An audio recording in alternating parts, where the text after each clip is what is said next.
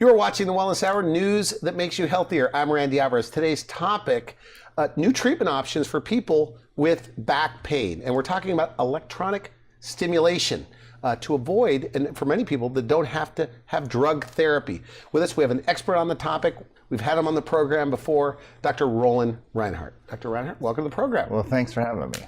Now, good. So, big topic today about all the new stuff for people with back problems. But first, for people that don't know your practice, Right. Who's a typical patient? What are the different services you offer? You know, we treat basically the full gamut of pain, from migraine headaches to aches and pains, orthopedic injuries, and cancer pain as well. So really, if you've got pain, you know, we're the people who can help you. So in your practice, what are the different modalities, I guess, you're using to help people with pain? Right. So, well, we're treating a wide spectrum of patients, golfers, tennis players, just anybody with activity that may have back pain. People that in particular may be trying to avoid surgery, may be trying to avoid having more interventional type things done. So we'll do, a number of conservative treatments, and then we also can go on to conservative, like what? Epidurals? Epidurals or medication management, physical therapy. But epidurals, they've been around for a long time. They're about 75% effective, but in many cases, that may only last for a short period of time. So what's really revolutionized things in the last few years have been advances in use of electrical stimulation to help control pain, which, there's been a huge concern about the opioid epidemic and people using narcotics. And so, are there people that you've taken off medications, or they're off their medications just using this electronic stimulator? Absolutely, really? Absolutely. In fact, the data would show that there's about a 68% reduction in narcotic use, and that actually holds up over 2 to 5 years. So you actually can get their medications down. Depends on, again, what's wrong with the patient, but in the appropriate patient, if they're taking it for pain-limited areas like, sciatica or down their arm related to their activities, these kind of stimulators can be very effective at eliminating their pain. Now, people need to know, you've been in the desert now, practicing pain management for how many years? Since 1991, so 25, 26 years. 26 years. Yeah. And I met you about 18 years ago. You were on the show. You were kind of doing, I think you were doing stimulators back then. So tell me a little bit about the evolution of these electronic stimulators. Right. So about 2 years ago, there was a change in stimulators. Prior to 2 years ago, pretty much stimulators were used to electronically block pain signals going to the brain. And essentially that's how these work. But what was different 2 years ago is we were using stimulation in a way that we would, instead of having people perceive pain, you'd give them a tingling sensation. So you'd kind of remove the painful sensation, but they still had a tingling, sort of like a TENS unit. Are we talking about back pain? Are we talking about neck and back pain?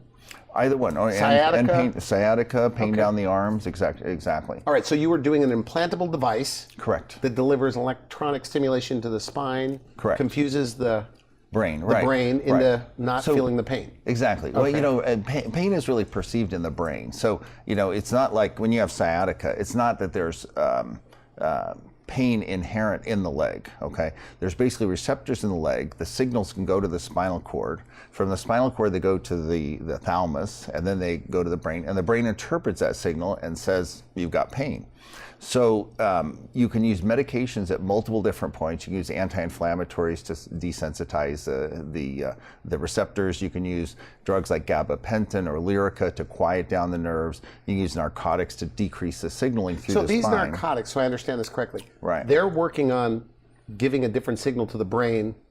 They work in the spinal cord to turn off the signals. By and large, most information that your body senses, the brain doesn't ever pay any attention to it. So, for instance, how much pressure is your shoe applying to your foot? Well, you don't need to know that. So, unless it starts bothering you, and then the signal gets ramped up.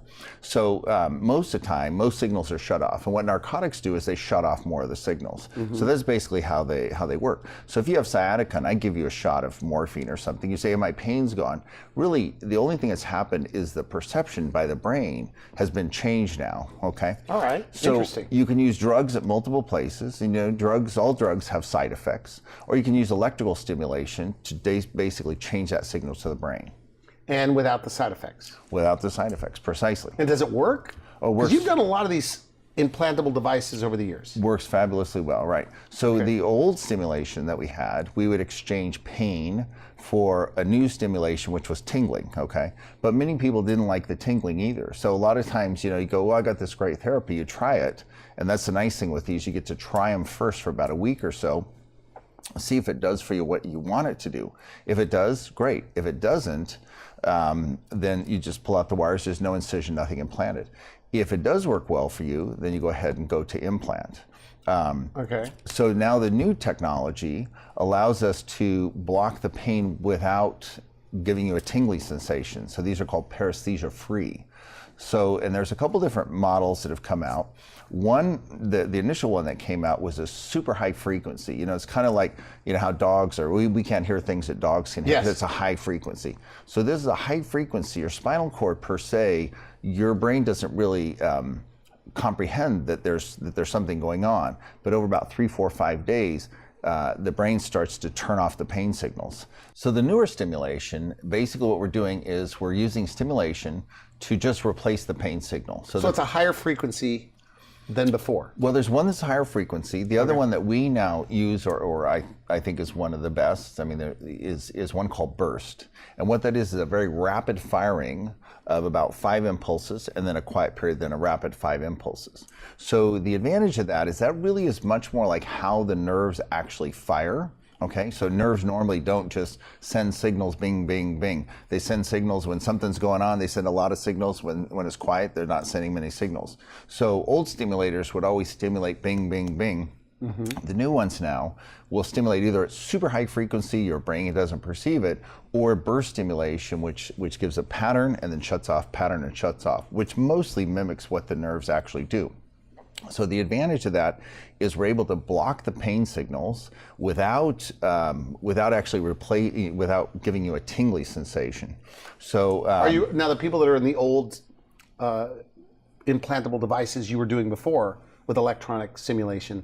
Are you replacing with these newer models, or do you encourage that? Correct. A number of them are changing because this upgrading technology, the upgrading technology, not only is it better in terms of that they don't have to feel the sensation, but also burst stimulation seems to activate another pathway in the brain that actually helps with the emotional component of pain. So when you have pain, and if everybody's had pain at some point. Yes. So when you have pain again, there's always a tie-in to what that pain meaning might be, particularly if it was a disabling type pain. So if you had pain in your leg and you couldn't work and whatever, and now you get sciatica again and you're thinking, oh my God, I'm not going to be able to work, and You start getting negative or worried. Precisely. Okay. So this new burst stimulation seems to work on this, what's called the medial pathway in the brain, and that actually helps with the emotional affect. Really? So it actually decreases, helps to some extent with some depression and whatnot. So less depression.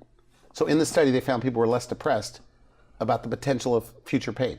Well, less depressed, less suffering, less catastrophizing. People that if they have pain and you think, oh my God, it's the end of the world, those people tend not to do well with just traditional stimulation, because while you can block their pain, their sense, and particularly when they used to always have a sensation, they don't, oh my God, if I don't have the stimulation, I'm going to have a problem. So now it's just blocked out, and they don't have that, that emotional component to it. So we call it sort of the suffering component. Actually, it's also helped not just the intensity of the pain that they feel. Now, what kind of back problems? So people are watching this. What kind of back problems is this new burst stimulation good for? Well, burst stimulation, traditional stimulation was particularly good for leg pain, not particularly good for back. The new stimulators, the one at real high frequency or the burst stimulation, those actually are about 80% effective for just low back pain as well as pain down the legs. These also can be used for pain in the head, pain down the arms, used for migraines. The electrodes actually can be placed. We have a number of patients, we have 2 patients, 3 patients who have headaches from the occipital nerve, comes up the back of their head. And we can place these over that nerve, stimulate that, and block those migraine headaches. So we've had a number of different patients. One gal in particular, she had surgery on her wrist. I think even two, three surgeries, and she had burning pain going down her arm. So we actually put in a spinal cord stimulator, which gave her excellent relief, and she'd had it for like 15, 16 years. And when this new technology came along, and particularly because her electrode actually had worn out, it had been in so long, replaced the electrode, put in the new technology. So she loves it so much more because now she doesn't have to feel the tingling in her arm, and she still gets this same pain relief. So she finds that actually she's far more functional, because she used to always worry about, is it tingling, not tingling? Is the tingling too strong or not too strong?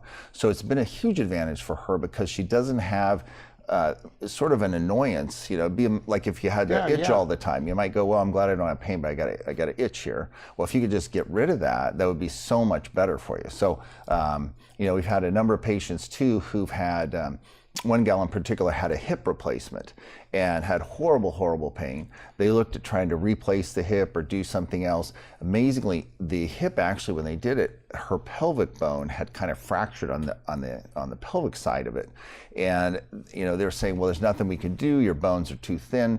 Put in a stimulator. This gal now can walk. So she found you as like a second opinion kind of thing? Absolutely. Well, she's coming because somebody she's told her having Dr. pain. Reinhart needs to look at you, right? Well, we get that how it sometimes. happens? We get that sometimes. Yeah, Okay. sure.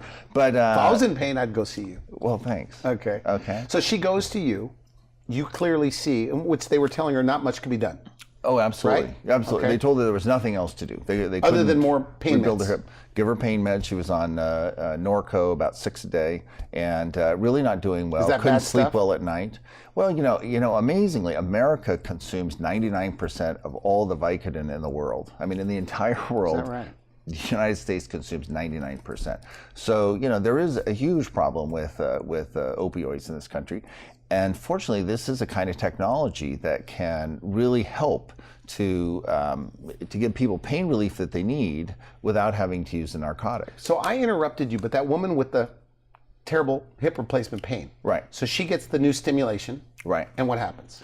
So now she can walk as far as she wants. She doesn't have problems. She used to have to sit down everywhere she'd go. Half the time she was limping. If she was particularly bad, she'd have to go around in a wheelchair. And but now she can walk on her own. She can walk That's a as far big as she deal. wants. So she's almost pain-free? Oh, it's tremendous. Tremendous difference. And with no her pain. drugs? And no drugs. Absolutely. Yeah. So Because all the people on drugs, none of them want to be on drugs. Right? Well, I would say that's I mean, true. it works. I mean, they're on them because it works. Because it So gives this them relief. electronic stimulation, is this the future of pain management, do you think? Oh, I think it is. It'll just And become more sophisticated over time? It will. And the other big advance that we have is another kind of therapy called DRG therapy. And DRG therapy basically stimulating like single nerves that come into the spine from specific areas. So again, for this hip lady, we've got a lady who had knee surgery, had pain in her knee. I mean, this is really a frequent problem, and a lot of patients, don't know there's anything that can be done. So they have a hip or knee, they go back, the surgeon says everything looks great, they say, but it still hurts. We used to look and see, was there loosening or whatnot? And a lot of times there was no loosening, it was just the healing, but they still were having a significant pain. Well, they didn't necessarily need to have their whole leg treated, but they did need to have the specific nerve that went to that area treated. So with DRG stimulation, which stands for dorsal root ganglion stimulation, those are the sensory fibers that come into the nerve. And with this, it's a very tiny wire. We just put it out over that nerve, stimulate that, and basically can block pain specifically to the foot, to the knee, to the hip. We have one gal, she has back pain because she's got some spinal stenosis, pain down her leg.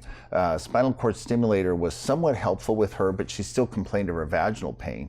We placed a dorsal root ganglion or DRG stimulator in at the first lumbar level, and she had about 80% relief of her vaginal pain. So it's these new therapies, again, what we're doing is telling the brain, we're just changing that signaling. Wow. And telling the brain, hey, the pain isn't there. Now, obviously if you have some problem with weakness in your leg or something, to just cover the pain isn't effective. So again, we look at the whole picture with the patient. If the spine's stable, then it may be appropriate to put in a stimulator. If their spine is unstable, then it wouldn't be appropriate to use In the that. desert, you're working with an older population. Right. Much different maybe than the guys in LA? Oh yeah, yeah. Some of your colleagues Sure. there. Well, and how is it different? Well, they call Palm Springs, God's waiting room. So, a lot of the patients, can't have surgery, maybe too unhealthy or may have some problems that limit that. So these are therapies that can block the pain. We're not necessarily changing anything about structure, but actually just turning off the pain signal to the brain and allowing them to have a much more normal life. So would you say there's maybe hundreds or maybe even thousands of people within an hour of your practice that are taking meds, managing their pain, when they could get off those meds, get a stimulator, and probably get better results? Probably tens of thousands. Tens of thousands. Literally. Yeah. And so why aren't they doing it? Are they just afraid of the word surgery? Are they're not being offered this? I think a lot of times, it's sort of like they've come to believe, well, this is all there is, right? I mean, their doctor might say, well, there's nothing can be done for you. And so a lot of them are just not aware. So fortunately, hopefully they'll watch the program and see because it this. seems like people in pain with their Googling research and watching programs, it seems like they would know about these electronic stimulators. Like I feel like I'm missing a piece here. Why aren't more people getting stimulation even offered to them? And you say that this one, you could do a trial. You could try it for a week. Well, with all is that of true? these, with all these, you try them for a week. So the beauty of this is you trial it for a week, and then even if you go to implant, if for somewhere down the road there's a brilliant new breakthrough that works 100% of the time, then this is basically removable. So nothing's ever cut out of the spine. We don't structurally change your spine. So the nice thing is you get to try it first, if you like it. Yeah. If you go to implant, great. If something else happens down the road and it has to come out, it's always reversible. How soon will they know, by the way? Structurally. Are there any miracle stories where you did it and they're going, I already feel better? Oh, absolutely. Well, yeah. So usually with this new stimulation, again, you don't feel it. Like when you used to turn on the tonic, they'd say, okay, I feel that, yeah, it feels good or it doesn't. Like the tingling. And they do it right away, correct. Okay. Correct. So now with this one, since you don't feel anything, it takes usually about 3 days or so before the brain starts to modulate the signaling to the brain. And so usually from day 3 to day 7. So typically after that, we have patients frequently who will have, 70, 80% relief. Now, our goal is at least 50% relief, okay? We're not looking for it. But if they don't get, if they're kind of 40%, well, kind of helps. Those probably aren't people who would really benefit from this therapy, okay? So it's getting the right patients. Our implant rate's about 85, 90%, which means we're probably a little too selective. Medicare wants at least a 50% rate. So about half the people you trial go to implant. That's what Medicare wants, meaning that you're not just, putting a bunch of wires in people and saying, hey, you feel better. You want to actually evaluate the patients and see, is this something that's likely to help them? And so we do a very good job, I think, of sorting those people out. So if somebody's watching this and they're under medication, maybe 7 months, 8 months, and it's taking care of their pain, right? Their leg pain, sure. whatever. Okay. Are these people ideal candidates? And they have all this, side effects associated with the medications. Well, that's the thing, is they may feel so are like... they ideal candidates for this? Absolutely. Really? Absolutely. So, and if they, they might feel like their medication's handling it, but, typically with narcotics, you're going to have constipation, trouble thinking. Usually constipation in our population is a huge problem. So, they may feel like, well, I can get by, whatever. But, it's like finding out how much better your quality of life can be, because those medications are going to cause problems for you.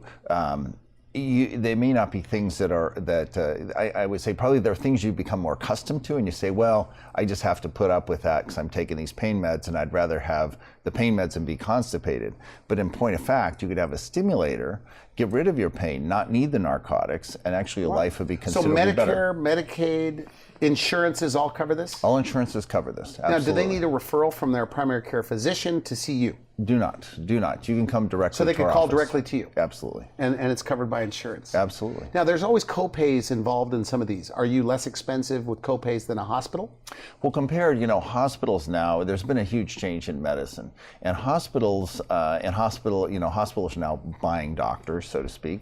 And so if you're working for the hospital is entitled to charge what's called a facility fee. So when you go to see that doctor, you get not only the doctor's charge, but you're going to get a charge from the hospital, which may be, 3, 4, 5 times what the doctor's charge is. So he may charge you $100, but the facility fee will be $100 or $400 or so. So more cash out of pocket, like far more copay money, kind of money? particularly when you have copays. Like a couple $100 more Probably even more than that. So, Really? So, and then typically, doctors that utilize the hospital or owned by the hospital will use hospital laboratory services, imaging services. Those may be as much as 10 times what it is out in the independent sector. So it's considerably cheaper, particularly if you're a person who's got a big copay. Medicare has fixed out of pocket for the patients. Doesn't help the national deficit. Their children will be paying those bills. But for considerably less money, you can get at least as good a care from an independent physician as you can from a physician. Now, I have visited by the hospital. your center. It's very large, lots of people there. It's like a mini hospital. And you have your own operating rooms there. And you're still doing everything under like a scope? We do. That how everything's done with a fluoroscope, which is like video X-ray, and that makes sure that everything's safe. We provide all the services. In fact, our surgical center just was inspected by the state and had a zero deficiency, which is almost unheard of. So everything at the surgical center is state of the art. It is it's as good as going to the hospital, if not better in many ways. Okay, now so then what's your take? If so many people, hundreds of thousands of people, that are currently taking a lot of medications, more than 7 months, and dealing with those side effects, that their pain could be taken care of with a natural, no drug approach with electronic stimulation, confusing the signal of their brain. Why aren't they all doing it? I mean, what's your take? I asked you earlier, maybe is it just the fear of surgery? What is it? Because if they get to try it, why not? Well, and this is done with actually just local anesthetic or very minimal sedation. Is it because they don't believe it? No, I think they just are unaware. I think they're just unaware, and they're just used to somebody saying, well, that's all you can do. I mean, I get that probably 4 times a week. Well, I was told nothing could be done. So there are things. Really? Yeah. I mean, there are more options now than ever before for dealing with pain. And I think, I've been saying that for the last 20 years. There was more options. Now there's even better options. So the opportunity to get rid of pain without having to use narcotic medications is really getting much, much better. What's the downtime like when it's done? And we are short on time, and I know you brought a couple of them here, but what's the downtime?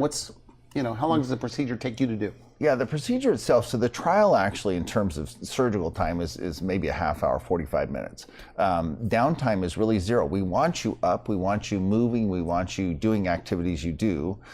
We don't want a lot of, wild acrobatics or something. All right. But we do want you to be doing things. So you find out, hey, does this really do for me what I want to do? They start with a trial. For people just tuning in, we're talking about electronic stimulation.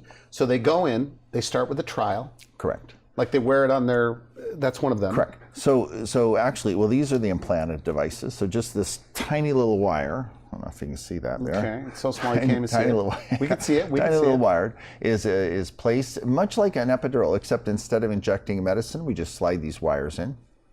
And then we will use an external battery, which just is taped on their back. And they have an iPod. They're given actually an iPod to control it. So it's a wireless Bluetooth. And they try it for about a week. Again, as I said, it takes about 3 days to start. And they come back, and what do they say? They feel much better. They say remarkably better. That's right. That's right. Well, and again, the role here, or the key here, is to make sure for them it does for them what they want it to do. So you walk in the room, and you see their faces sometimes lit up. Absolutely. Like, oh my goodness, this is absolutely. great. They're ecstatic. And then they're upset. Really? And then they're upset because you have to take out the temporary wire and at least let the tissues heal for a few weeks. And most of them come in and say, I don't want you to take out the wire, but you got to take out the wire. You have to do it. Yeah. And then you'll come back and implant another system. And so I understand this for people just tuning in. So narcotics work by? Just changing the signal going to the brain. So and you can this electronic stimulation does the same thing. Same thing, but no narcotics. And a lot of other drugs like gabapentin or Lyrica, which suppress nerve firing, those make you tired and dopey. So with one of these stimulators, if you can get that pain relief without being made tired, well, your life is much more better. You're much more plugged into what's going on. So is this an exciting time for you? It's a great time. And actually the last few years have been wonderful, and I think there's going to be many more advances along these same kind of lines. I mean, look, I guess anybody watching this in pain, they've got to be a little skeptical, right? Somewhat skeptical, because they've chose drug therapy over this, or maybe it wasn't offered.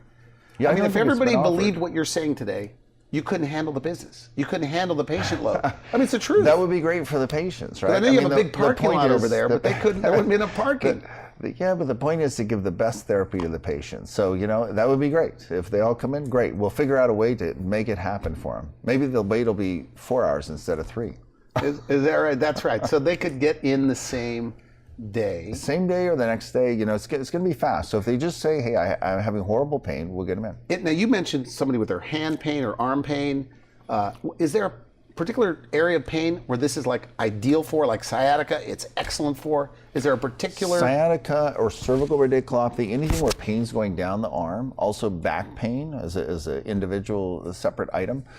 So any of those things, the burst stimulation works well for, again, the radiculopathies, which is pain radiating down the arm, headache pain. The DRG therapy is particularly good if you have pain in a very select area like your knee, your foot. Your foot in particular is much better covered with DRG. So, basically the great thing is we have a wide variety of treatments. We really have about a minute left, but if somebody calls your office, do they just say, look, I want a consultation about this stimulation device? Sure. And then they see you, insurance covers it. Sure. And they can try it for a couple of weeks or a week. Correct. Well, and again, like with all patients, we're going to evaluate the patient, see if that's an appropriate therapy for them. So you're going to look under scope or under imaging, and you will know from experience where, with a high predictability, you think this will work. I would say that we're very good about getting the right diagnosis before we start the treatment. So we want to make sure that we're doing the right thing for the patient. It's still a mind blower to me that if it's available, covered by insurance, you get a 1-week trial, you get a chance to get off your medication. Why not? It seems like everybody would do this or try it. It often amazes me how many people just become sort of complacent about it. It's sort of like, this is my lot in life. And again, that kind of goes along with the psychological downer of it, where bursts can be helpful, but they feel like, well, no, I'm used to these narcotics and whatever. But I think a lot of them, you can see from the outside that they have a lot of other problems related to taking that medicine. Okay. And so, they would benefit tremendously from Now, I don't know a thing about narcotics, but this is a group, obviously, if you're in pain, there's a depression that goes with it. The narcotics maybe are numbing their ambition, so they're not willing to try new things possibly. Well, that's possibly true, absolutely. So maybe a spouse needs to say, you should, look into the stimulation. About 70% of people with pain end up depressed, and about 70% of people who are depressed have pain complaints. So there's a huge overlap. And again, I think that's one advantage of the burst stimulation, that we're actually dealing with the affective part, the emotional part, as well as the pain part. So it's actually, I think probably, again, improvements in technology, improvements in understanding are going to make pain control much, much better. Now, I know you have a busy practice and a big place. Do they get to see you if they want to? Yeah, I see every new patient that comes in. Is that right? We are out of time, and I want to thank you for coming on the show. Always a pleasure. They could go to your website and make an appointment there, or call directly. They don't need a referral to see you. Don't need a referral. And ask, tell them on the phone. Tell them on the phone. I want to see if I'm a candidate for electronic stimulation. For this, or we'll evaluate whatever else they may be because there's a list of things, by the way, and we're going to do a second interview about some of the other new things you're doing for the back, so implantable devices. So thanks so much. Great, thank you. You've been watching The Wellness Hour. I'm Randy Alvarez. For now, I wish you good health. Thanks for watching The Wellness Hour, the leader in medical news with your host, Randy Alvarez, the authority on health issues.